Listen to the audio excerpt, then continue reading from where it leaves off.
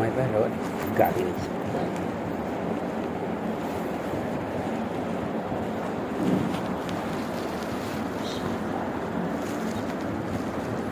الحمدللہ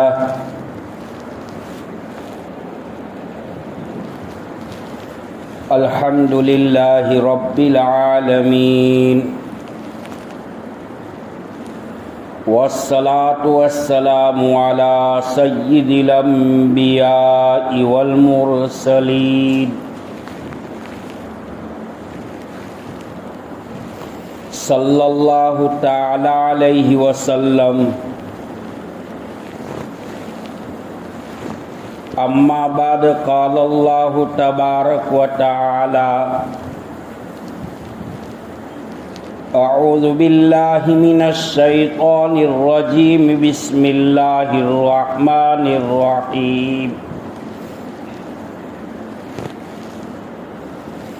الذین یجعلون مع اللہ الہا آخر فسوف یعلمون.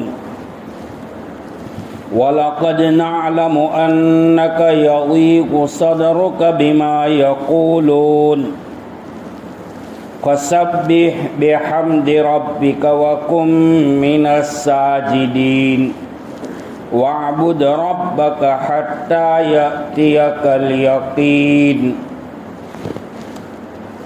وقال النبي صلى الله تعالى عليه وسلم يحب الإنسان الحياة والموت خير لنفسه أو كما قال صلى الله تعالى عليه وسلم. معزز مکرم محترم واجب الاحترام قابل قدر ذی وقار واجب التکریم علماء کرام بزرگان دین بھائیوں دوستوں عزیزوں، موت اپنا تعارف اپنی پہچان خود کرواتی ہے. انا الموت الذی افرق بین البنات والامہات. میں وہی موت ہوں ماں اور بیٹیوں کے درمیان میں جدائی ڈال سکتی ہوں. انا الموت الذی افرق بین الاخ والاخوات. میں وہی موت ہوں بھائی بہنوں کے درمیان میں جدائی ڈال سکتی ہوں. انا الموت الذی افرق بین الزوج والزوجۃ. میں وہی موت ہوں ہسبینڈ اور وائف کے درمیان میں جدائی ڈال سکتی ہوں. انا الموت الذی اعمر القبور. میں وہی موت ہوں قبریں تیار کرا سکتی ہوں. انا الموت الذی افرق بین کل حبیب. میں وہی موت ہوں کہ جو دوستوں کو دوستوں سے جدا کرا سکتی ہوں. لا یبقا مخلوق الا یذوقنی. مخلوق کا کوئی طبقہ، مخلوق کا کوئی گروپ، کوئی جماعت میری پکڑ سے، میرے شکنجوں سے باہر نہیں رہ سکتا. چاہے تو حضرات انبیاء علیہ السلام کے پاس وحی لانے والا عرش بری کا نمائندہ جبرائیل علیہ السلام کیوں نہ ہو. بہرحال دنیا میں آنے والا ایک نہ ایک دن جانے والا ہے،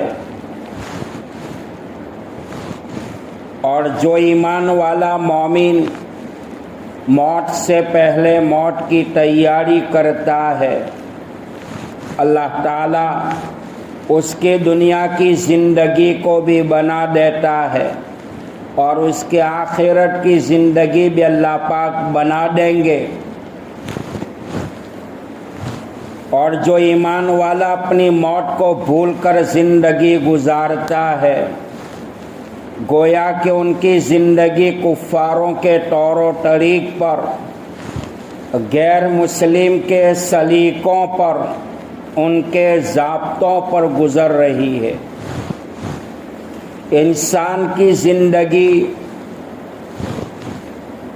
ہواؤں کے جھونکے کے مانند ہے، اور ہواؤں کے تھپیروں پہ چلنے والا چراغ ہوا کے ایک جھونکے کا محتاج ہے۔ کائنات کی روئے زمین پر حضرت انسان اپنی مرضی سے آیا نہیں ہے، اپنی مرضی سے جائے گا نہیں۔ اللہ پاک نے ہر انسان کو، ہر جاندار کو، ہر ذی روح کو اپنی مرضی کے ماتحت بھیجا ہے، اور اللہ پاک اپنی مرضی کے ماتحت حضرت انسان کو اور جاندار کو دنیا سے بلائے گا۔ انسان دنیا میں آنے کے لیے بھی اللہ کا محتاج ہے، اور دنیا سے جانے کے لیے بھی اللہ ہی کا محتاج ہے۔ وقت سے پہلے کوئی مر نہیں سکتا، اور وقت سے پہلے اللہ کے علاوہ کوئی مار نہیں سکتا۔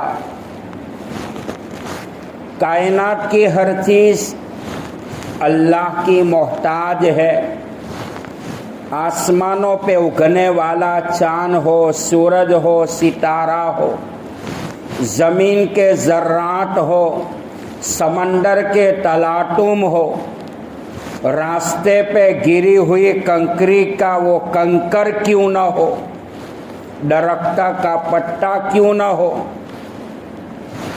کائنات کی زمین پر آئے ہوئے حضرات انبیاء علیہ السلام کیوں نہ ہو، صحابہ کیوں نہ ہو، اولیاء کرام کیوں نہ ہو، قطب ابدال کیوں نہ ہو، ولی الاولیاء کیوں نہ ہو، ہر ایک اللہ کے محتاج ہے۔ قرآن پاک کی سورہ اخلاص میں اللہ پاک نے یہی باتوں کا تذکرہ کیا ہے۔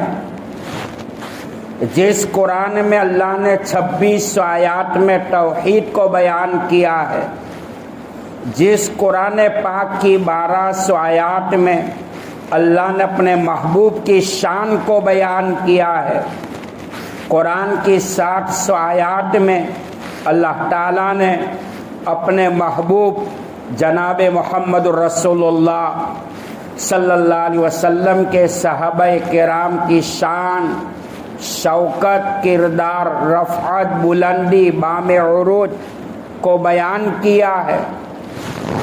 قرآن کی 565 آیات میں اللہ تعالیٰ نے علم کی فضیلت کو بیان کیا ہے۔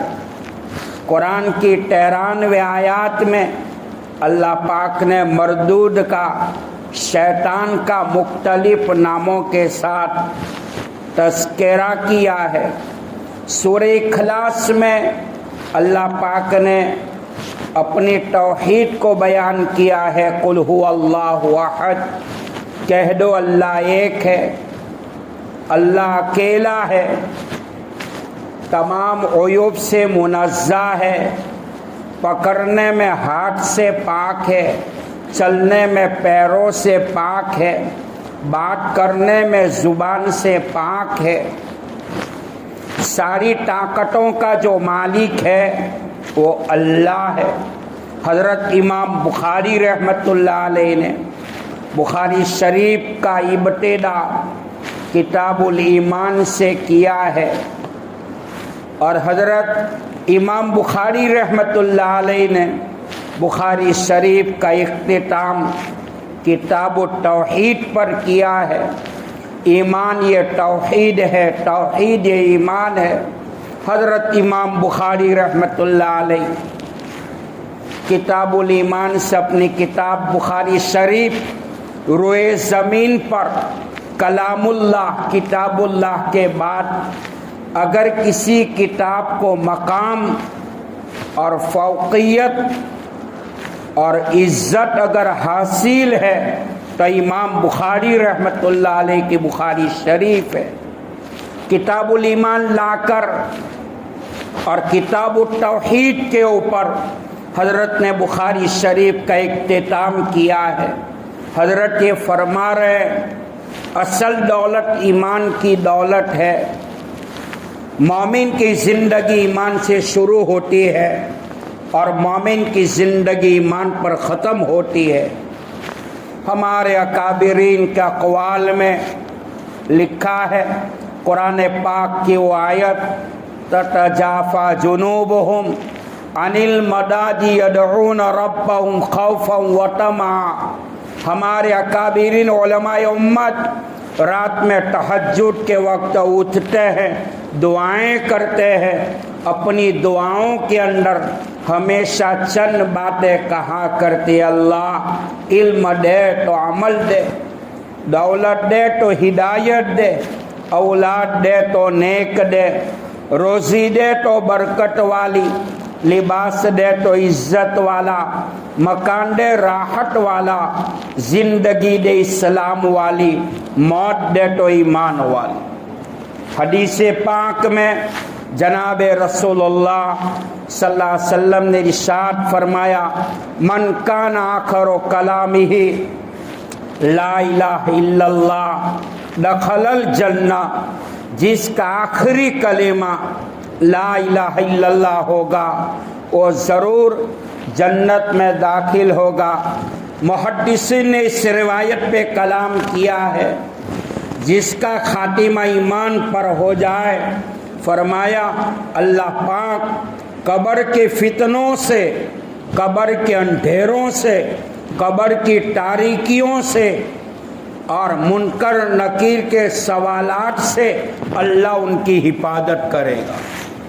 جن کا خاتمہ ایمان پر ہوتا ہے وہ دنیا سے رخصت ہوتا ہے، اللہ تعالی جاننے کے باوجود اپنے فرشتوں کو پوچھتا ہے، میرے فرشتوں تم نے قبر میں عالم برزخ میں آنے والے میرے بندے کو کس حالت میں پایا ہے؟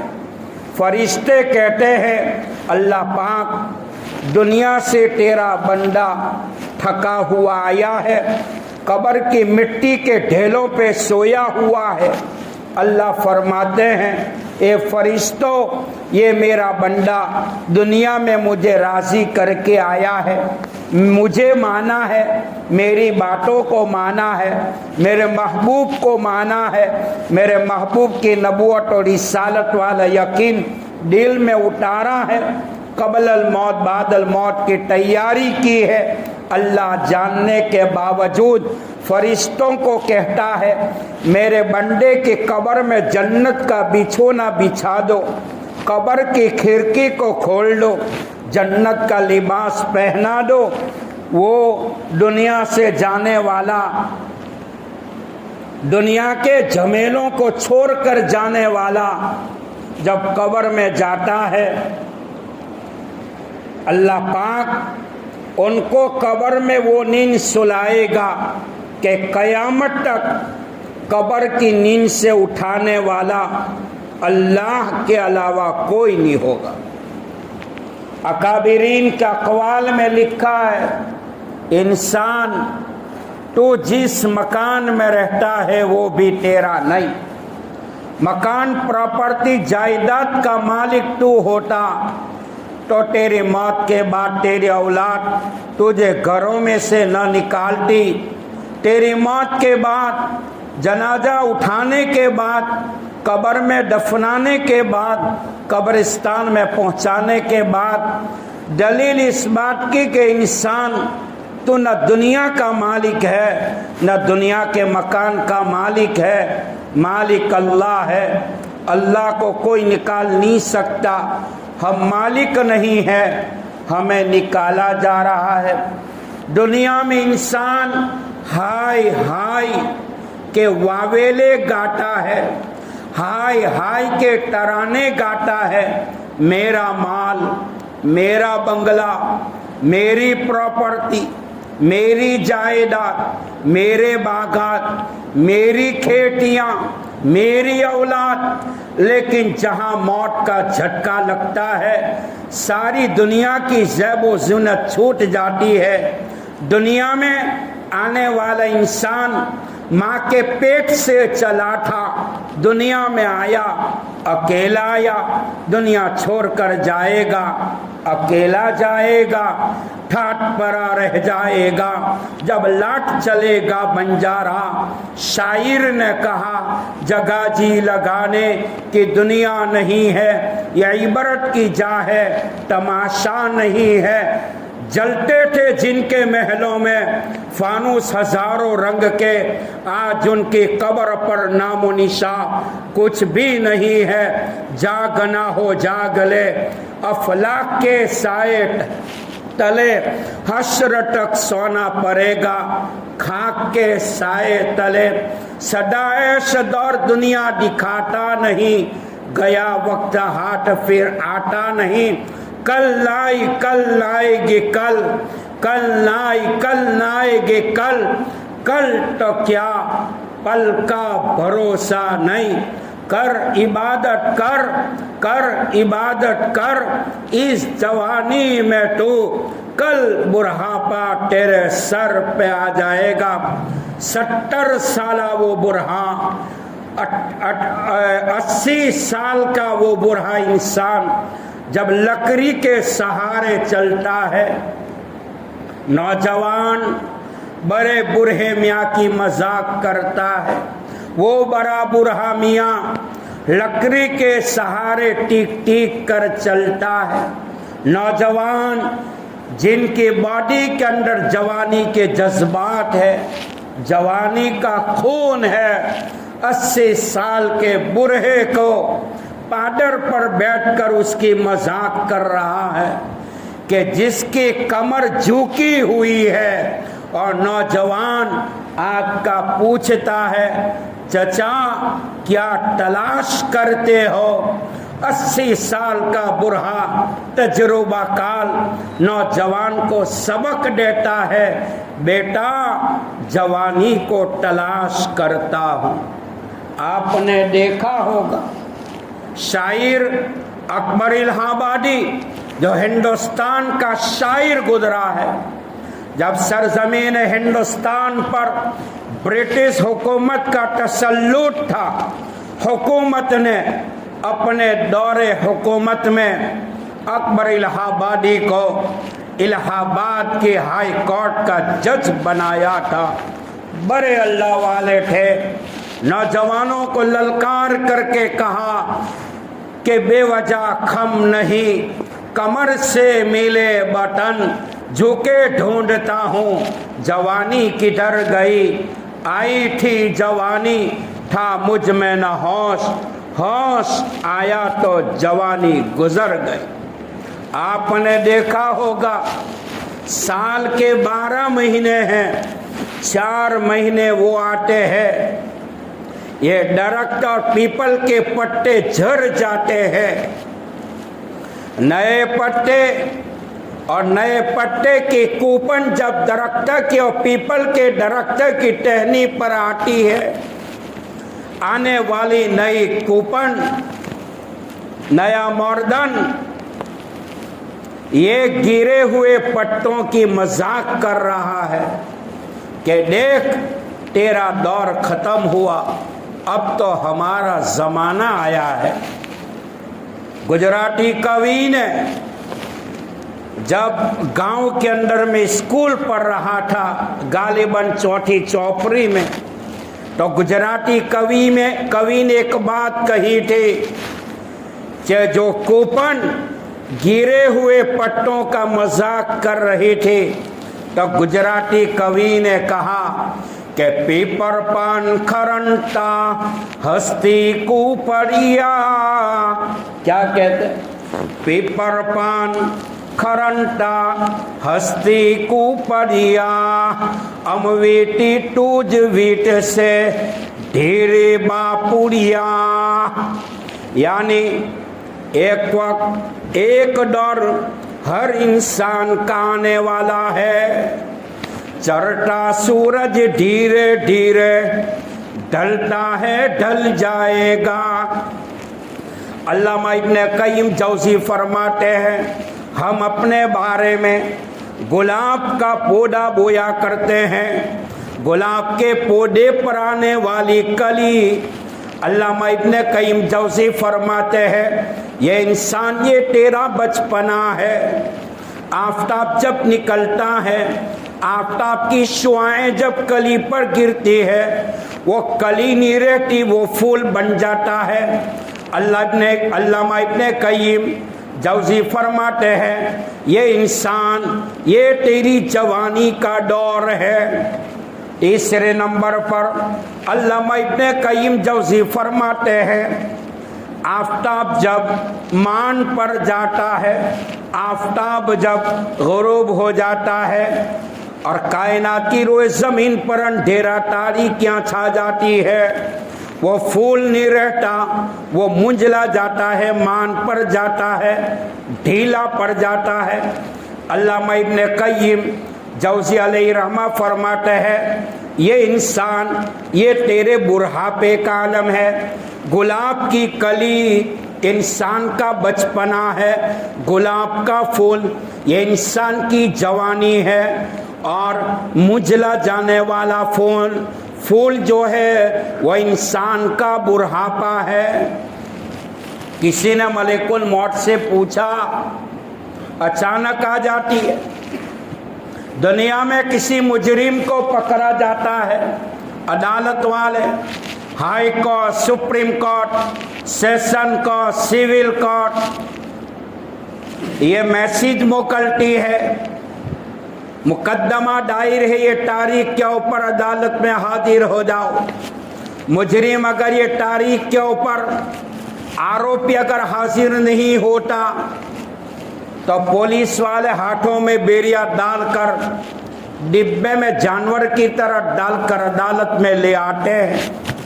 تو ملک الموت سے پوچھا، دنیا کی عدالت بھی نوٹس دیتی ہے، بعد میں بلاتی ہے، تو اچانک آ جاتی ہے۔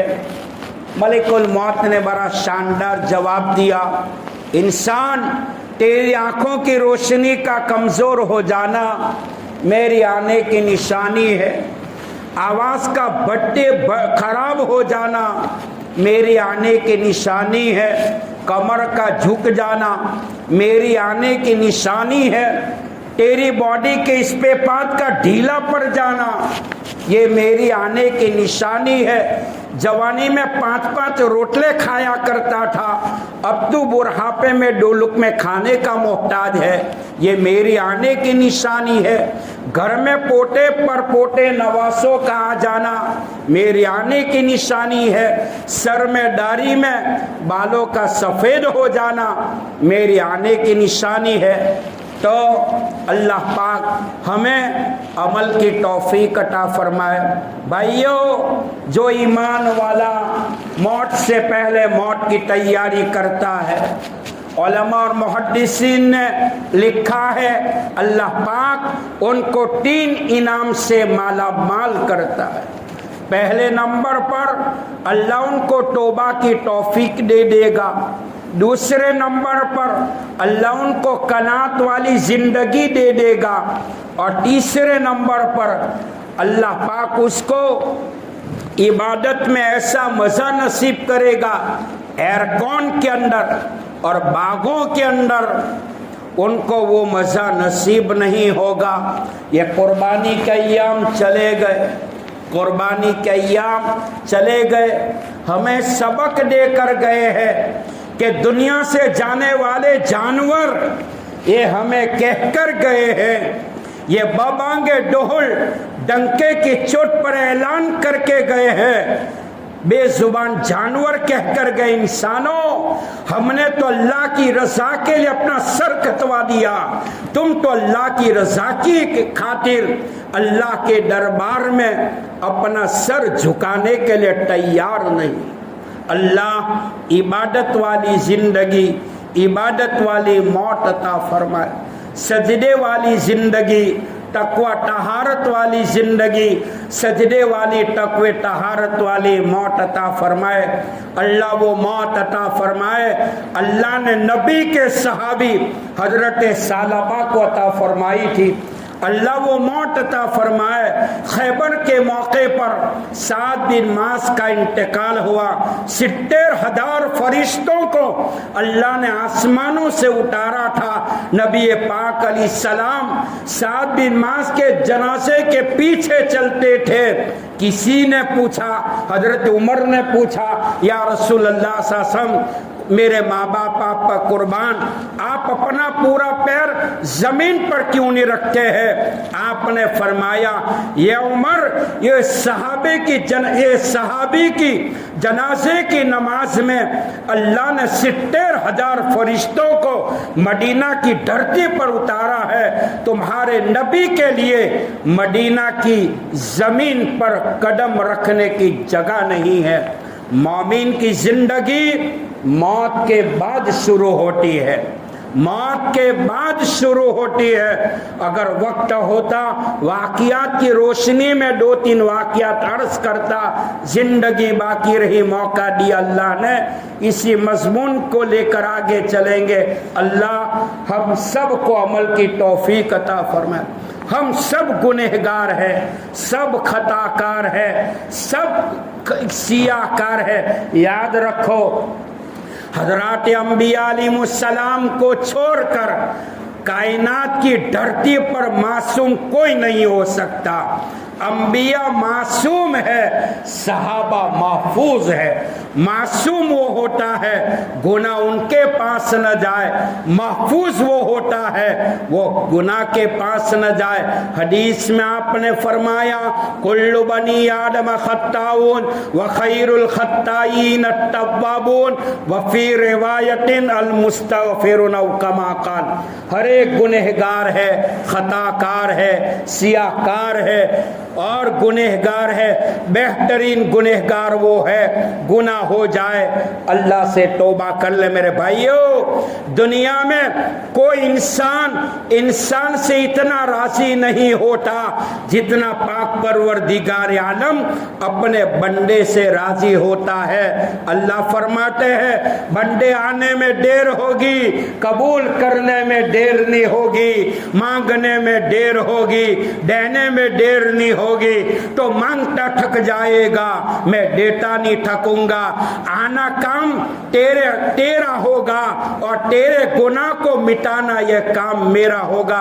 آجا امام غزالی حجت الاسلام، سرتاج العلماء، فن تصوف کے بہت بڑے امام محمد غزالی فرماتے ہیں، گہوارے میں بچہ روتا ہے، ماں کی مامتا فرش پر بے چین ہو جاتی ہے، ماں کی چھاتیوں میں دل اچھلنے لگتا ہے۔ امام غزالی فرماتے ہیں، فرش پر بچہ روتا ہے، ماں بے چین ہو جاتی ہے۔ اللہ کی دھرتی پر فرش پر جب کوئی خدا کا گنہگار بندہ گناہ کی وجہ سے روتا ہے، اللہ کی رحمت عرش پر بے چین ہو جاتی ہے۔ مایوسی کو امیدوں سے بدلنے والا، گناہوں کو مٹانے والا، گنہگار کو معاف کرنے والا وہ اللہ ایک ہے، تنے تنہا ہے۔ جس نے اپنے بندوں کو پیدا کیا وہی بندوں کی غلطیوں کو معاف کرنے والا ہے۔ معاف کر دے، کوئی پوچھنے والا نہیں، اگر پکڑ لے تو مالک کے پکڑ سے کوئی چھڑانے والا نہیں۔ اللہ ہم سب کی کامل مغفرت فرمائے۔ اللہ امت مسلمہ کے اوپر جو حالات ہے، یہ حالات کے اندر اللہ ہمیں توبۃ نصوحا کرنے کی توفیق عطا فرمائے۔ اللہ ہم سب کو نمازوں کا پابند بنائے، قرآن کی تلاوت سے اپنی زندگی اور گھروں کو اللہ مزین کرے، ماں بہنوں میں اللہ پردوں کا اہتمام پیدا فرمائے۔ این دعا عظمن و جملہ جہامین بعد وآخر دعوانا ان الحمدللہ رب العالمین۔ جن کی سنتیں باقی وہ سنتیں ادا کریں۔